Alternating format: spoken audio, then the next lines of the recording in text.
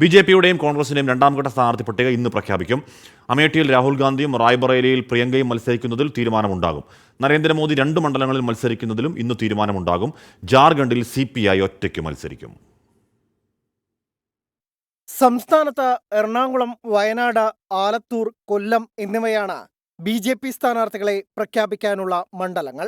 ഈ മണ്ഡലങ്ങളെ സ്ഥാനാർത്ഥികളെ ഉൾപ്പെടുത്തിയാകും രണ്ടാം ഘട്ട പ്രഖ്യാപനം.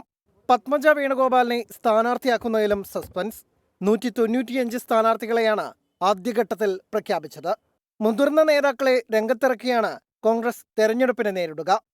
ഡൽഹി, ഹരിയാന ഉൾപ്പെടെ സ്ക്രീനിംഗ് കമ്മിറ്റി നടപടികൾ പൂർത്തിയാക്കിയ സംസ്ഥാനങ്ങളിലെ സ്ഥാനാർത്ഥി പട്ടികയിൽ ഇന്ന് ചർച്ച നടക്കും. മുൻ മുഖ്യമന്ത്രിമാർ ഉൾപ്പെടെ പ്രധാന നേതാക്കളും സ്ഥാനാർത്ഥി പട്ടികയിൽ ഇടം പിടിക്കും.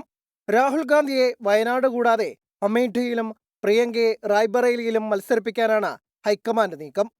രാജസ്ഥാൻ മുൻ മുഖ്യമന്ത്രി അശോക് ഗെഹ്ലോട്ട്, മധ്യപ്രദേശ് മുൻ മുഖ്യമന്ത്രി കമൽനാഥ്, സച്ചിൻ പൈലറ്റ് എന്നിവർ മത്സരരംഗത്തിറങ്ങണമെന്ന ആവശ്യം ഹൈക്കമാൻഡ് മുന്നോട്ട് വെച്ചിട്ടുണ്ട്. ഇന്ത്യ സഖ്യത്തിന് തിരിച്ചടിയായി ജാർഖണ്ഡിലെ 8 സീറ്റുകളിൽ ഒറ്റയ്ക്ക് മത്സരിക്കുമെന്ന് CPI പ്രഖ്യാപിച്ചു. സ്ഥാനാർത്ഥികളെ അടുത്തയാഴ്ച പ്രഖ്യാപിക്കുമെന്ന് സംസ്ഥാന ഘടകം വ്യക്തമാക്കി.